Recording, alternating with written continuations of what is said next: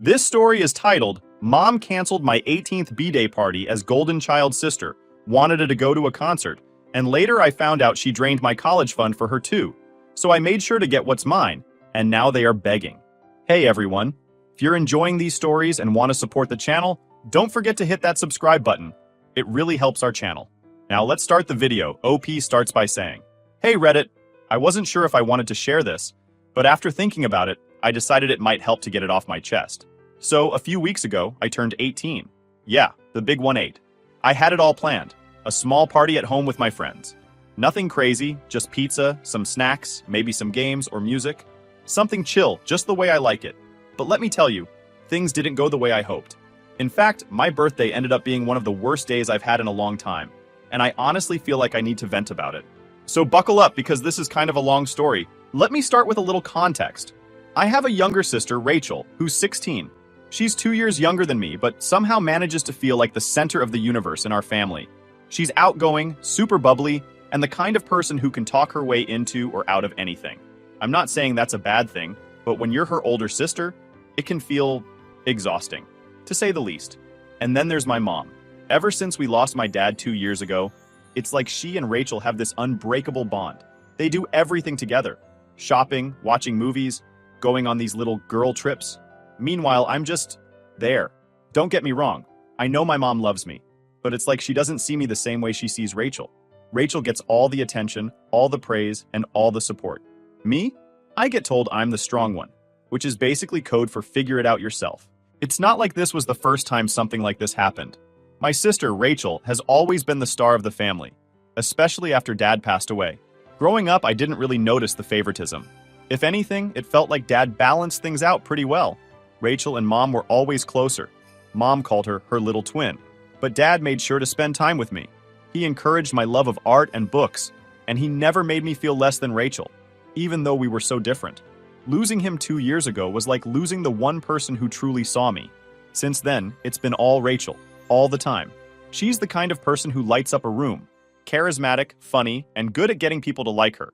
Meanwhile, I'm quieter and more introverted. I'm not the type to command attention, and honestly, I don't even want to. But that doesn't mean I enjoy being ignored, you know? Mom has this habit of acting like Rachel's life is the most important thing in the world. Every little drama she has becomes a family crisis. Like when Rachel failed a math test last year, Mom spent weeks tutoring her and even hired a private teacher to make sure she passed the next one.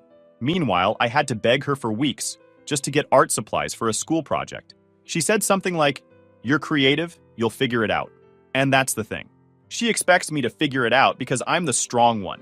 It's exhausting. The favoritism became painfully obvious when Dad died. Rachel was devastated, of course, and Mom threw herself into making sure Rachel was okay. I understood at first. We were all grieving, and Rachel was just 14 at the time. But as time went on, it became clear that Mom wasn't just comforting Rachel. She was building this whole new life around her. They started going on these girl trips together, leaving me at home to watch the house. They'd come back with shopping bags and inside jokes, and I'd just sit there, pretending I didn't care. This concert situation was just the latest example of that dynamic. When Rachel found out her favorite band was coming to town, she acted like it was a once-in-a-lifetime event. And maybe for her it was. But for me, it was just another reminder that my needs don't matter as much. Here's the kicker. Rachel didn't even try to hide how much she didn't care about my birthday. She spent the days leading up to it obsessing over the concert, what she was going to wear, which songs she hoped they'd play, how close she'd get to the stage. Every time she talked about it, it felt like she was rubbing salt in the wound. I tried to tell myself it wasn't intentional, but honestly, I'm not so sure. Rachel has always been good at getting her way, and I think on some level, she knows how much it bothers me when she takes up all the space. The morning of the concert, aka my birthday, I overheard her talking to Mom in the kitchen. She was laughing about how boring my plans sounded, and how lucky she was that Mom understood what was really important. I know I should have let it go, but hearing that broke something in me. I stormed into the kitchen and asked Mom how she could just forget about my birthday like that. She gave me this exasperated look and said, "We didn't forget. We'll celebrate later." Rachel's concert is a big deal. You're mature enough to understand, right? That word, mature, felt like a slap in the face. I don't think I've ever hated being called mature as much as I did in that moment. It's like she was saying, your feelings don't matter because you're old enough to suck it up. And Rachel, of course, just stood there smirking like she'd won some kind of competition. I wanted to scream at both of them. I wanted to say, "What about me? What about what I want?" But I didn't. I just walked away. Because what was the point? They weren't going to listen. They never do. That evening, after they left for the concert, I sat in Dad's old recliner with one of his sweatshirts. It still smells like him, even after all this time. I don't know why, but holding on to it made me feel a little less alone. I thought about how things used to be when he was here, how he'd always make me feel special on my birthday, even if it was something small like baking a cake together or watching a movie. He had this way of making me feel like I mattered. I don't feel that way anymore. I tried distracting myself by watching TV, but I couldn't focus. My friends texted me, asking how the party was going, and I didn't even know how to respond. I ended up turning off my phone and crying until I fell asleep. Looking back, I think that night was the breaking point for me. It wasn't just about the concert or my birthday. It was about years of being treated like an afterthought. I don't think I realized how much it had been building up until it all came crashing down. The morning after my birthday, I woke up feeling like a mess. My face was puffy from crying, my head was pounding, and honestly, I didn't even want to get out of bed. But then the doorbell rang. At first, I thought it was Mom and Rachel coming home early. I wasn't ready to deal with either of them, so I stayed in bed, hoping they'd just let themselves in. But the doorbell kept ringing. After the third time, I dragged myself out of bed and shuffled to the door. When I opened it, I couldn't believe who was standing there. It was Uncle Matt, my dad's younger brother. He was holding a duffel bag and wearing this look that was equal parts concern and determination. "Happy belated birthday, kiddo," he said, stepping inside like he belonged there. And honestly, it felt like he did. Uncle Matt and my dad were close, like really close. Growing up, he was around a lot. He'd come to family dinners, take us to the park, and sometimes even babysit when Mom and Dad had a date night. He was the fun uncle who never took himself too seriously. But after Dad passed away, I barely saw him. Mom kind of cut ties with Dad's side of the family. I never knew why, but I figured it was just too painful for her to be around them. Seeing him now, out of the blue, felt surreal. He put his bag down and gave me a once-over. "You look like you've had a rough couple of days," he said, not unkindly. I didn't know how to respond, so I just nodded. We sat down in the living room, and he asked how I was doing. At first, I tried to play it cool, saying something like, "I'm fine," but Uncle Matt wasn't buying it. He gave me this look that said, "Cut the crap." "I heard from a little birdie that yesterday didn't exactly go the way you wanted," he said. "I guess my grandparents, Dad's parents, must have told him about my birthday being canceled. They're the only ones on Dad's side I'm still in touch with, and I'd mentioned it to them during a phone call a few days before. That was all it took for the floodgates to open. I don't know what it was about him being there, but I just started talking about how Mom and Rachel left me for a concert, how they've been treating me like an afterthought ever since Dad died, how I missed him so much it physically hurt sometimes. I didn't even realize I was crying until Uncle Matt handed me a tissue. He didn't interrupt or try to give me advice. He just let me talk. And when I was done, he sat back in his chair and said, "This is absolute bullshit." That made me laugh a little, even though I was still crying. Uncle Matt always had a way of cutting through the noise and saying exactly what he thought. "You don't deserve this," he said. "Your dad wouldn't have stood for it, and neither will I. Pack your bags. You're coming with me." I just stared at him, completely stunned. "What? Can't just leave. Mom would freak out." "Let her freak out," he said. "She needs to wake up. You're her daughter, not some glorified babysitter for the house." I hesitated. As much as I wanted to leave, the thought of actually doing it felt scary. What if it made things worse? What if Mom cut me off completely? But Uncle Matt must have seen the doubt on my face because he leaned forward and said, "Listen to me. You don't owe them anything. Not after the way they've treated you. You deserve to be somewhere you're actually appreciated." That hit me hard. No one had ever said something like that to me before. Not in those words, anyway. For the first time in a long time, I felt like someone was on my side. So, I did it. I went upstairs and packed a bag. I didn't take much. Just some clothes, my sketchbook, and a few things that reminded me of Dad.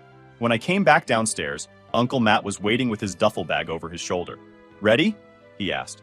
I nodded, and just like that, we walked out the door. I don't know what's going to happen next. Uncle Matt says I can stay with him as long as I need to, but I know there's going to be fallout when Mom and Rachel come back and realize I'm gone. I'm not sure how I feel about it yet. Part of me is scared, but part of me feels free. For now, I'm just trying to take it one day at a time. I'll update again once I figure out where this is all headed. Thanks for reading and for all the support so far. It means more than you know. Update 1 point. Hey Reddit, Thanks again for sticking with me through all of this. Your comments and messages have meant so much to me. I've been working through a lot of emotions since the last update, and I'm finally ready to share what happened next.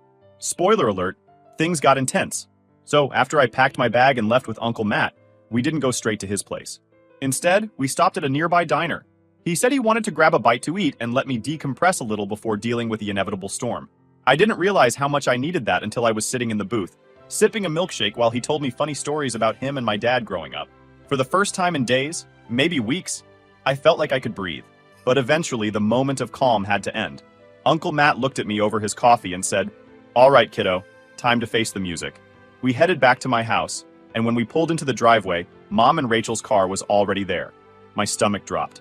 I could see the living room light on through the window, and it looked like Mom was pacing. Rachel was nowhere in sight, but I figured she was probably upstairs. Typical.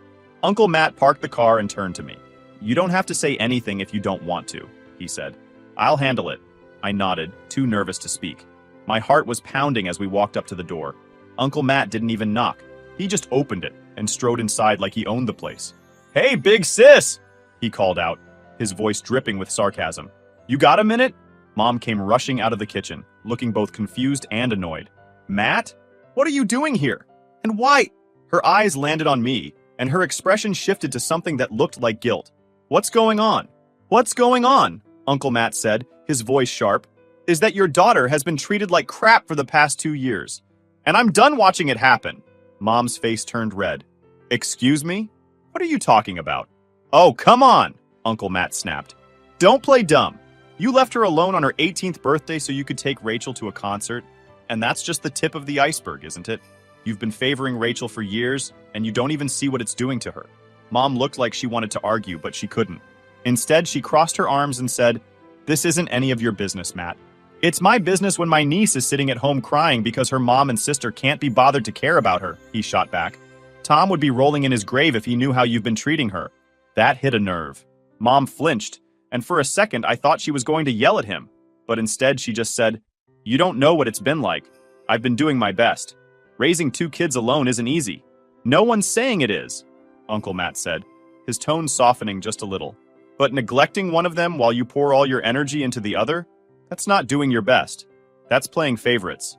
By now, Rachel had come downstairs. She was leaning against the wall, scrolling on her phone like she couldn't care less. When Uncle Matt noticed her, he raised an eyebrow. "And you," he said, pointing at her.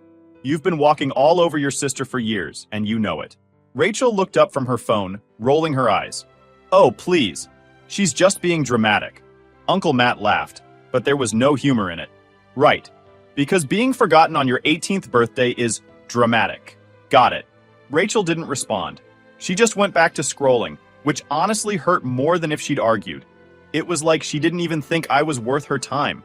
Mom tried to steer the conversation back to her. "Look, Matt, I get that you're upset, but you don't understand the full picture." "Then explain it to me," Uncle Matt said. "Explain why your full picture involves ignoring one of your kids and letting the other get away with murder." Mom opened her mouth, but no words came out. She looked at me then, and I could see the guilt in her eyes. For a split second, I thought she was going to apologize.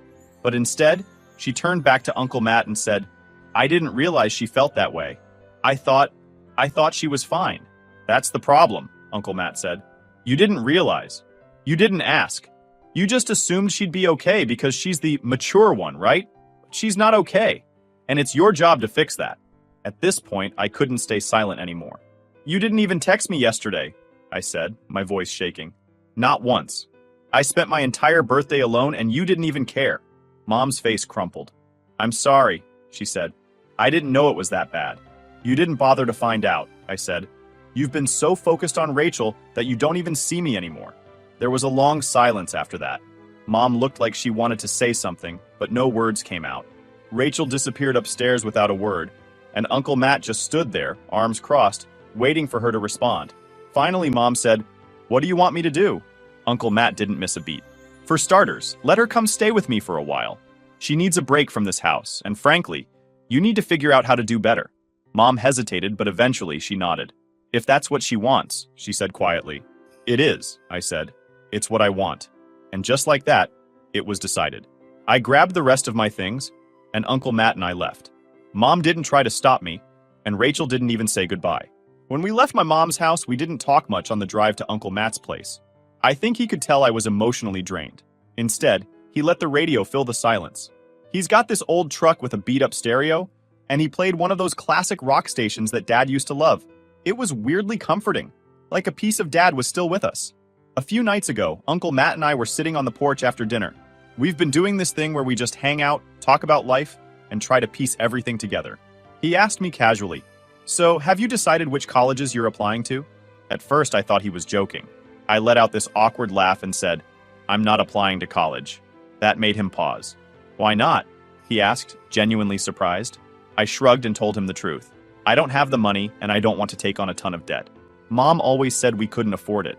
Uncle Matt looked at me like I'd just told him the sky was green. "Wait a second," he said. "You don't know about your college fund?"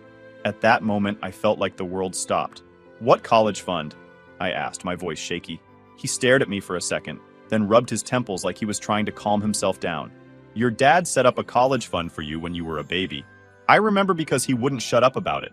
He was so proud of planning ahead for your future. Are you telling me you've never heard of it?" I shook my head, my stomach churning. If there was a college fund, why hadn't anyone told me?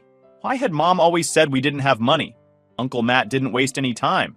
He got up, grabbed his laptop, and said, "Let's check this out right now." We spent the next hour trying to track down the account. Uncle Matt remembered enough details to get us started, and after some digging, we found it. Sure enough, there was an account in my name, just like he said. But when we looked at the balance, my heart sank. It was practically empty. I stared at the screen, trying to make sense of what I was seeing. Uncle Matt scrolled through the transaction history, muttering curses under his breath. The withdrawals started shortly after Dad died. Small amounts at first, then larger ones over time. And they weren't for anything related to college. The money had been spent on clothes, trips, concert tickets, and God knows what else. I didn't want to believe it, but the evidence was right there. My dad had set this money aside for my future, and Mom had drained it. "What the hell?" Uncle Matt muttered, his face darkening. "This was supposed to be for you." I didn't know what to say. I felt like someone had punched me in the stomach. All those times Mom told me we couldn't afford things. Art supplies, extracurricular activities, even little things like new shoes. This was what she was doing instead, and all while Rachel's trust fund, set up by Dad's parents, sat untouched. The more I thought about it, the angrier I got. Rachel had always had the best of everything. Designer clothes, the latest gadgets, VIP tickets to concerts. It all made sense now. Mom hadn't been budgeting carefully or making sacrifices for both of us. She'd been using my college fund to bankroll Rachel's lifestyle. I turned to Uncle Matt and asked, "How could she do this? Didn't she know what that money was for?" He sighed and shook his head. "She knew. Your dad made sure of it. He even made me promise to check in on it if anything ever happened to him. I guess I dropped the ball on that, and I'm sorry." "It's not your fault," I said, even though I felt like crying. "You didn't know." He put a hand on my shoulder and said, "Well, I know now, and I'm not letting this slide. That is it. For today, I will keep you all updated. Update 2. Hey Reddit. I wasn't sure if I wanted to share this part of the story. It's been messy and emotionally draining, but I feel like I owe it to myself to get it out. After discovering what Mom did with my college fund, I decided I wasn't going to just sit back and let it slide. With Uncle Matt's help, I confronted her, and things got intense. Here's what happened. After we found out Mom had drained the college fund Dad set up for me, Uncle Matt encouraged me to stand up for myself. "This isn't just about the money," he said. "It's about making her take responsibility for what she did." At first, I didn't know if I had it in me to confront her. She's my mom, and despite everything, there's still a part of me that wants her approval. But the more I thought about it, the more I realized this wasn't just about me. Dad worked hard to give me a future, and she had no right to take that away. If I didn't stand up for myself now, I'd regret it forever. Uncle Matt helped me reach out to a lawyer, a friend of his who specializes in family law. We explained the situation, and she told us we had a strong case. If we could prove Mom misused the funds, which we could, thanks to the transaction history, we'd be able to demand repayment or even take her to court.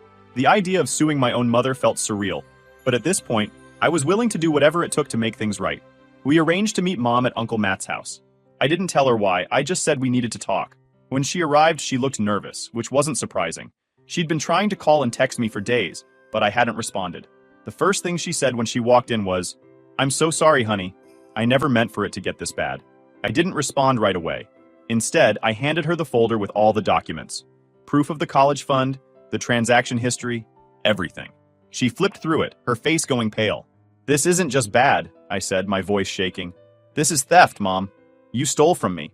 "I didn't steal," she said quickly, looking up at me. I borrowed it.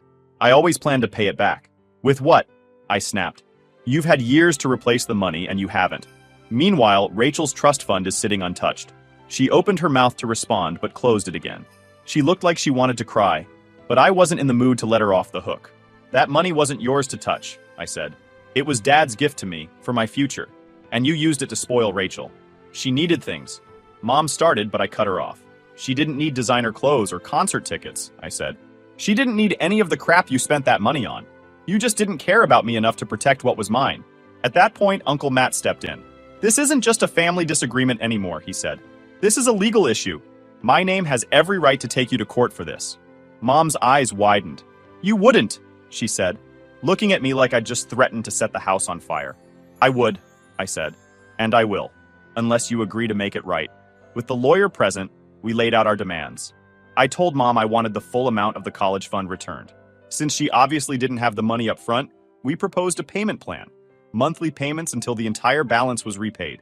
The lawyer drafted a formal agreement on the spot, and Mom looked at it like it was a death sentence. "I can't afford this," she said. "How am I supposed to make these payments?" "You should have thought about that before you spent the money," Uncle Matt said coldly. For a moment, I thought she was going to refuse, but then she sighed and said, "Fine, I'll do it." She signed the agreement with the lawyer as a witness, promising to pay me a set amount every month until the fund was fully restored. I thought I'd feel victorious, but honestly, I mostly felt tired. The confrontation had taken so much out of me emotionally that I didn't even know how to process it. Part of me was proud of myself for standing up to her, but another part of me felt heartbroken.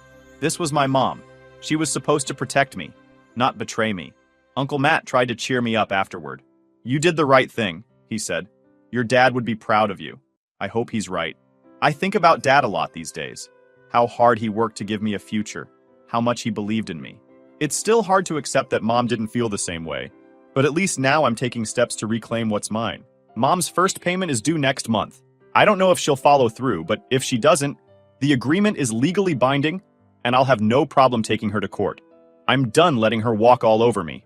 As for Rachel, she still doesn't know what happened, or if she does, she hasn't said anything.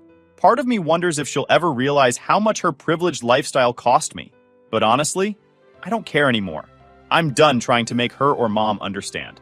For now, I'm focusing on myself. I've been looking into colleges again, and with Uncle Matt's help, I feel like I might actually have a shot at making it work.